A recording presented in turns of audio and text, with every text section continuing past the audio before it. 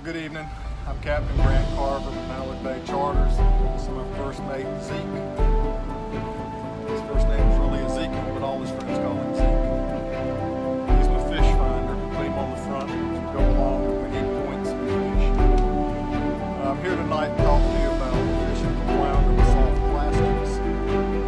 For those of you that are fairly new to that, it's a line fishery. I'm going to go through some things that some of you guys that are more experienced may certainly already know, but I feel it's important to get this information out. I'm going to start with some of the tackle we use. First thing I have is a 9-foot salmon rod. And you go, well, why would you have a 9-foot salmon rod for fishing for flounder? Well, I found that when I'm fishing out of the surf, this is my surf rod that I use. It's light, it's flexible, it will chunk a little piece of lead a long way. So we have a lot of success with that. You don't have to throw real far in the surf to catch the flounder. They're usually up in the surf zone. So that's why I use that particular rod. Second rod I have is the one we use mostly for charters for the clients to use. It's a Penn Fierce. It's a medium heavy. I like that because it's a little more backbone in it. People that really aren't used to fishing that much, it gives them a little more power when they set the hook, and that's really important when we're fishing for the flounder. They've got a tough mouth sometimes, and getting the hook set, it's nothing worse than have a man get the fish back to the boat, you're getting ready to net it, and he reaches up and spits it out because he didn't set the hook well. Third thing I have is a small 1,000 pin battle that I fish with mostly for myself. I like that. I like the smaller tackle. For myself, I enjoy the fight more. It's not about the fish so much as it is just having fun catching them. So that's some of the things we use to fish with. I do have braid on all of my rods, especially for flounder fishing. I found that most people can feel a lot better with the braid than they can the monofilament. It doesn't have the stretch when they do set the hook, and some people just don't want to set the hook well. It gives a little more power, a little more striking success with that. You'll notice I have yellow on most of mine. I'm an old dog. I can't see as well anymore. It lets me keep up with where the lines are. A lot of times I can see the line be picked up before the client even knows that there's a fish on there. As I said, this is the little 1,000 I use. Another thing I have are bait protectors. Covers the hook. It's a good idea, especially on your boats when you're trying to walk around and move around. You're not getting hung up in them. If you've got treble hook lures, a lot of the people walking around, they'll get hung in them. This saves all that. We don't have any problem people getting hung up in gear while they're trying to fish. I did mention also we had this is the Fierce 2, little heavier rod. I like a 2500 for most of my clients. That's small enough that it's light enough they can still handle it, but it's not too heavy. You can have a lot of fun with you catch a decent fish, and even if it's a small fish. While I've got the reels and all that, I will say one of the things I always come back in, I spray everything down with Reel Magic after I wash them down. I go through a lot of Reel Magic. I spray down the lines, I spray down the reels themselves, and it gets a lot more use out of your rods and reels. You don't have to do a lot of maintenance after you've done that. Once a year, take them apart and clean them up. If you're fishing a lot, you may want to do it more often. All right, we talked a little bit about the tackle we're using over there. The next thing we want to talk about is the lures that we're actually using on these. Each of the rods, I have the braid. We tie the braid, usually it's 20-pound braid. I tie it to a 20-pound fluorocarbon leader. I use a uni knot on most things when I'm fishing with this. If I'm fishing a spinner or something of that nature, I'll use a small swivel, one that will go through the eyes easily and doesn't catch up. But for flounder fishing, throwing the jig heads we're going to be talking about, mostly I do a uni knot to uni knot with about maybe 2 feet of the fluorocarbon leader. When we're talking about what we're going to actually be tying onto that end, we're going to be using the jig heads, lead head jig. I personally like a Blue Water Candy jig head. It's got a real nice long shank on it. It's got a wide gap. I like that wide gap. I get a much better hook set. Flounder's mouth, when they take it in, I make sure it's going to go where it's supposed to. We tie this on, I tie it directly to the fluorocarbon. Sometimes people will say, oh, we want to use a loop knot, things this next. That's fine. Whatever you like to use and you're comfortable with, you're going to be much more confident with it. Confidence is a big part of this game. If you've got a rod and reel that you just love and you go, well, it's not really a flounder rod and reel. Yes, it is. Use that rod and reel because you're comfortable with it. When you're using the jigs though, I like a 3/8 ounce jig for flounder. I don't care if it's a small plastic I'm using, if it's a big plastic. This is a long shank, it's got the wide gaps I said. We're still going to get a good hook set. A lot of times I'll use Z-Man is something I've gone to a lot lately. I used to be a lot with the gulp baits. I still use gulps a lot, but when I get into the areas where I'm getting eat up as bad as we sometimes do, I'll switch over to the Z-Mans. I like a curly tail. You notice this is a small, very small lure, but it'll fit on here nicely. I like the curly tail in the clear water. I think the action, they see it a little better. I like any color for flounder. White is my favorite. I find that white is usually the one that we catch the most flounder with. Regardless of what kind I use, unless it's a gulp, I always slather everything down in Procure. I have bottles of Procure just about every corner of the boat. Now, people ask me, well, which one do you like the best? I like them all. They all work. There is one that's called Flounder Pounder. It's a little different. It's a little different formulation on it. It tends to sink more. The flounder are laying on the bottom. This is the one a lot of people go with. I use it. I use the shrimp. I use the mullet. I just want something on there to enhance our ability to catch the fish's attention. The next thing is when we set the hook on these flounder, and if we're using the pogies, I like the pogies, I like the paddle tails. Really doesn't matter which one you're using, just put them on correctly. Take a look at your hook. Remember, if we're tying here to the eye, it's going to ride this way. The hook is going to be up. When you put your paddle tail on, look at it so that you can see. Paddle tail will be facing down usually so that it swims correctly. One of the things we really try to teach people is to just lift and drop. Lift and drop. Try to keep it tight. Once that flounder picks it up, and if you've ever seen a flounder inhale a bait, a lot of people think, oh, I've got to count to 30, I've got to count to 100, I've got to do all this counting.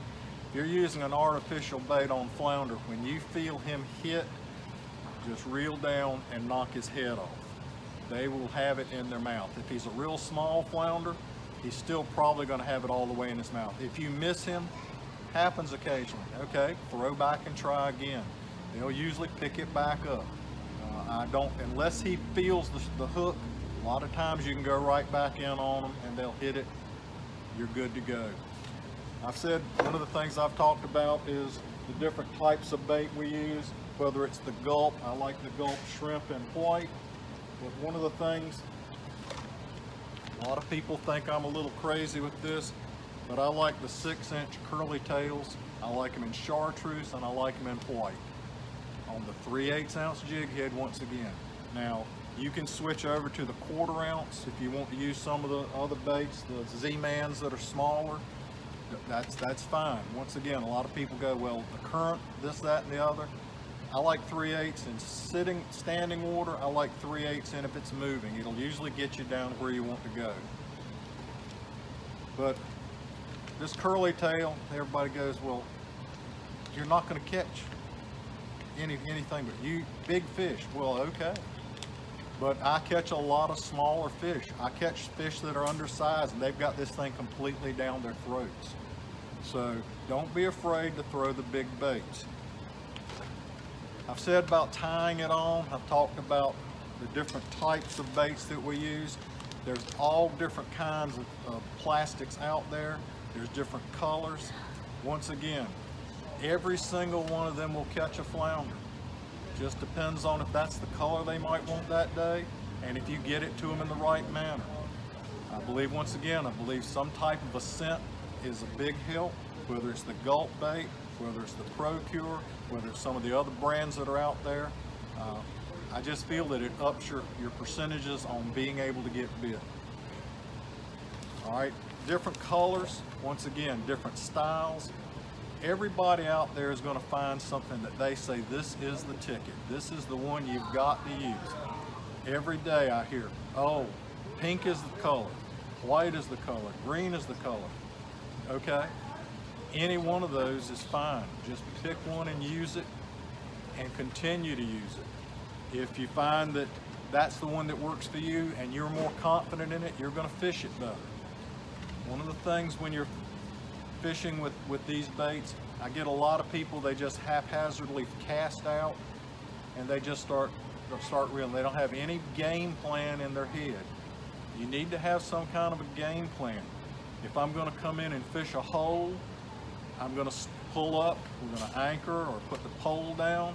We're going to start on one corner, we're going to cast out, we're going to let it sink to the bottom, we're going to lift it and let it drop. Lift it and let it drop. And we're going to work it back. We're going to pick up, we'll throw the next. It's just like working the hands on a clock. You work your way across the hole. When you get to this end, work your way back. If you don't get a strike or a hit in there, move to the next hole. A lot of people will come back and go through it again. That's fine. Whatever you feel you need to do. People go, well, this just looks fishy. Well, it may look fishy, but 90% of the fish are in 10% of the water. So I don't really know what fishy means. It all looks fishy to me. Fish can be anywhere. They've got tails and can move around. But what you really need to concentrate on with these soft plastics is structure and bait. Two things on a fish's mind. When he gets up in the morning, the two things that he's worried about are where am I going to get my next meal and how do I not become somebody else's next meal. So if you've got structure, that gives them somewhere to hide. Flounder are going to be laying on the bottom. They're always usually going to be laying facing into the current. You need a little bit of current. I always like to fish with the current coming back at me. If I'm sitting in that hole, I've got the current coming at me, I start working the pattern. Work back. If I don't get anything, move to the next hole. If you're back here in the marshes, one of the things that we really like to do is put the trolling motor down and we'll work along the edges of the grass. We'll throw up to the grass, usually with the current coming at us at about a 45-degree angle. If I've got different fishermen, everybody will just kind of work our way down. We'll throw up, we'll bounce back. As we're moving along, everybody's going to get shots at different holes. One day the guy in the front may catch more. One day the guy in the back. Next day the guy in the middle. You can throw in, the next guy can throw in, the third guy throws in and catches the fish. There's no rhyme or reason sometimes. But remember, if you're not seeing bait and there's no structure, you're probably not going to catch much. Fish will be anywhere, but majority of the times they're going to be finding that structure. If they're along the grass beds, if you see a little indentation, take that soft plastic, throw it right up in that hole and bounce it back. I can't tell you how many times we've thrown right into that little pocket and it hits them right on the head and they hook up. So working down the grass lines, If you see a point, if you've got any kind of a pole sticking up, work around the pole, work the structure. If you've got an oyster bar that's coming out and the water's coming over it and it's dropping off on this side, the flounder are going to be laying, facing into the current, watching the stuff come off the top of this oyster bar. When your lure bounces back down through there, they'll pick it up. A flounder will move to pick up a bait. A lot of people think I've got to hit him right on the head. That's true sometimes, but most time I've seen them get up and move 6 feet over to hit a lure. So work it across the pattern. If you're not picking up anything, then move along. It's a numbers game. You know, you can sit there all day long sometimes for drum, wait for them to come through. With flounder, you keep moving along. More places you hit, better your chances of catching the fish. One thing with the soft plastics though, make sure when you put it on the hook that you don't bunch it all up where you can't get the hook into their mouth. I like to leave a nice gap there. Sometimes I'll even leave it with the point sticking up like this a little bit to give me more of a hook set. You want it in their mouth, as I said before, once he sucks it in and that water comes in and he pulls it in, set the hook. If you count to 30, a lot of times he feels something wrong, he'll spit it back out and you're going to be pulling into nothing. Also, when you catch the fish, when you got him on and you set the hook good, keep him down. You don't want him coming back up to the top, especially with these plastics. He's going to swim. If you get him right up to the top, and I see people just crank them right up, and they come up to the top, and what does a flounder do? The first time he hits the top of the water, he shakes that head with the mouth open, and you're looking at the Grand Canyon, and there's a big flounder there, and he's got his mouth open and shakes, and you watch your lure go that way, and that flounder go like this. That's a sick feeling. I've had some people on the boat get just about ill. They see that big flounder throw that, and the whole time I'm telling them keep him down, and they're just cranking. So keep your mind about you. Have a game plan and work the game plan. When you finally hook up with that fish and you get him up, keep him down where you get the net ready. When you're working him into the current, get the net ready, bring him head first into the net. Never try to catch a fish from behind. You will see him snap it off or he'll just keep going and you've just lost the fish. So these are some of the things that we don't really talk about sometimes when we're fishing. Yes, I know you want to fish plastics, and that's really what we're talking about here, but it's more than just fishing plastics. There's a whole set of things that go into this to make you be successful.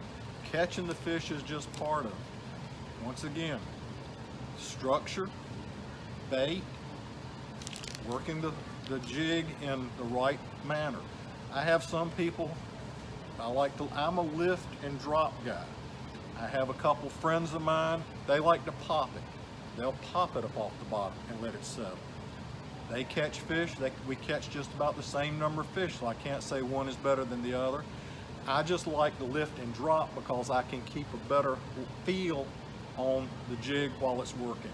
I can feel the fish when he picks it up better. Sometimes you'll lift up and it's like, oh, there's weight there, but I didn't feel anything take it up. Reel down, set the hook. If it's not a fish, okay, not a big problem. But you'll be hitting a lot of oyster shells, you'll be hitting a lot of different things.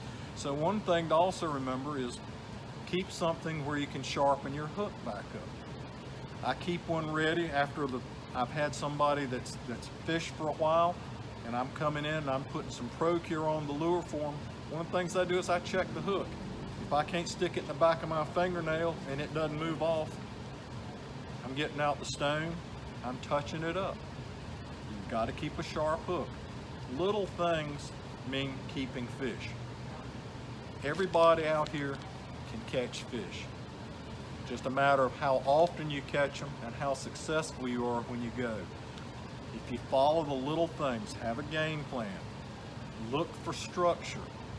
When you're casting, think about where you're going to cast. Think what that lure is doing as you're lifting it up. If you'll stop before you fish, take that lure, set it in the water beside you, lift it up and drop it, and watch the action. Then when you're casting out here, you have a better idea of what that lure's doing. Look in your mind's eye what that fish is going to see as it comes by. When he picks it up, set down, set the hook. Once again, keep him down, bring him around. Now, we've talked about some of the places where to find them. We've talked about some of the different lures that we use. There's also, I hadn't gone into this, but there's a lot of different makers out there. Fathom Inshore is now making one. It's covered with Procure. Even though it's got Procure in it, as some of the Z-Man do, I still keep the bottles handy. I slather them down. I've been known to put it on a live mullet, so I'm a big believer in this stuff.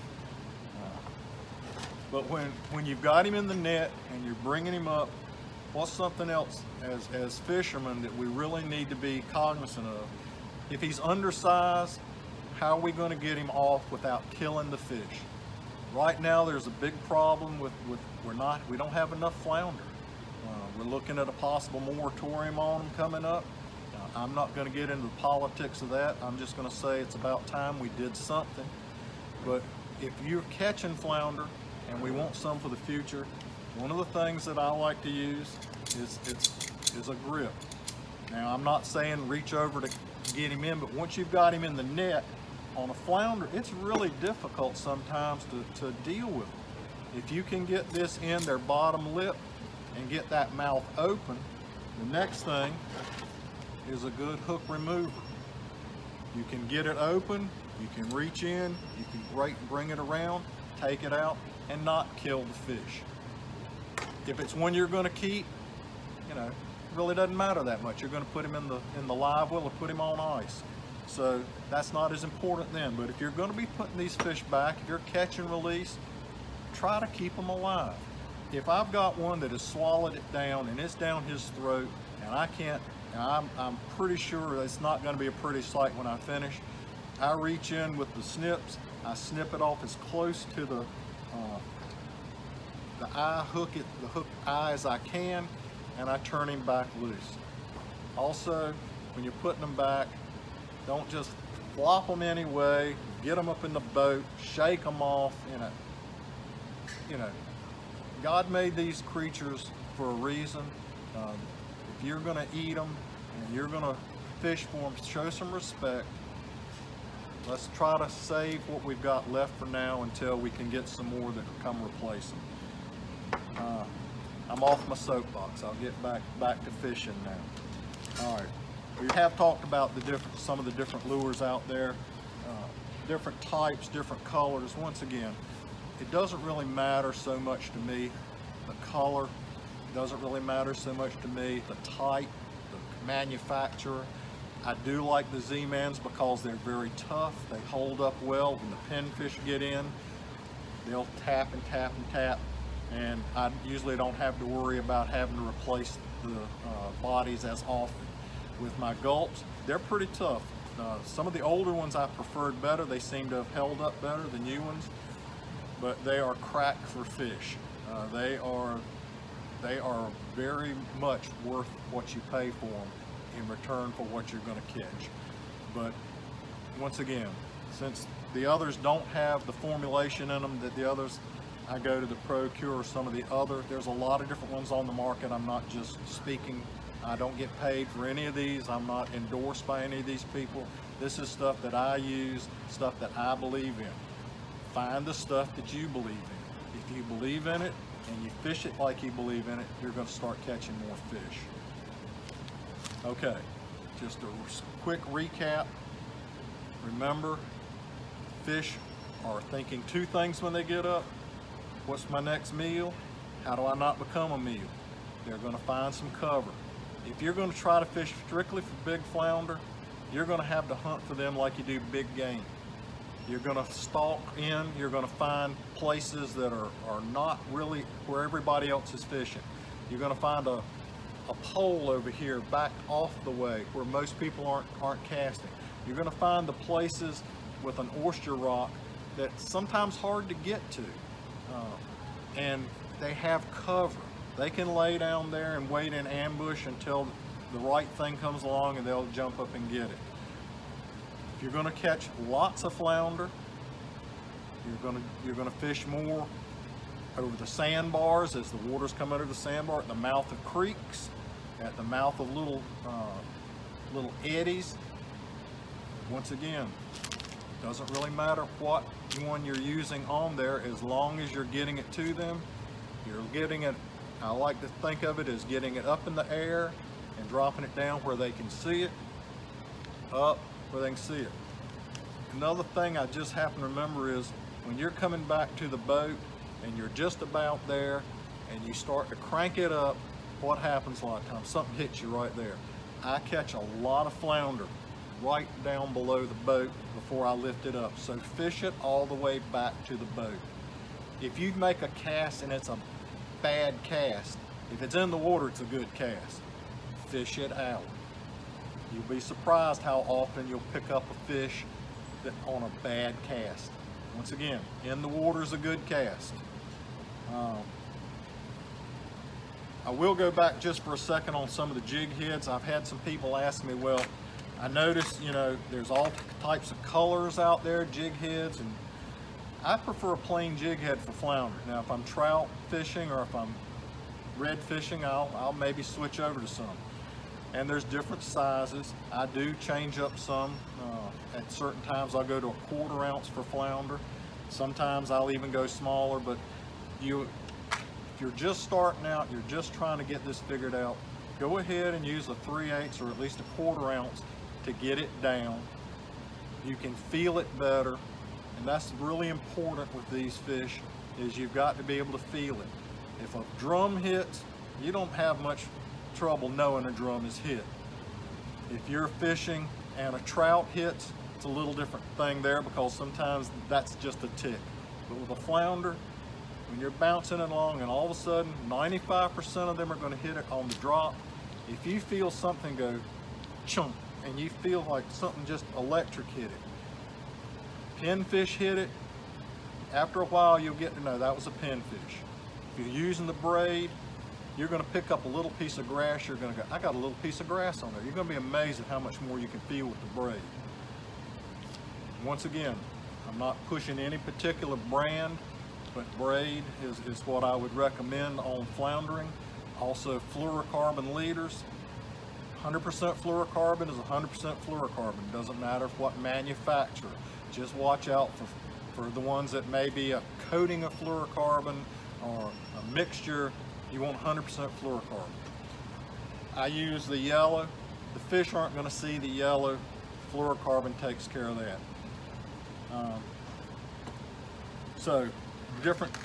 One other thing I will mention is some of the jig heads now have come out and they've got a spinner on the bottom. There's different brands.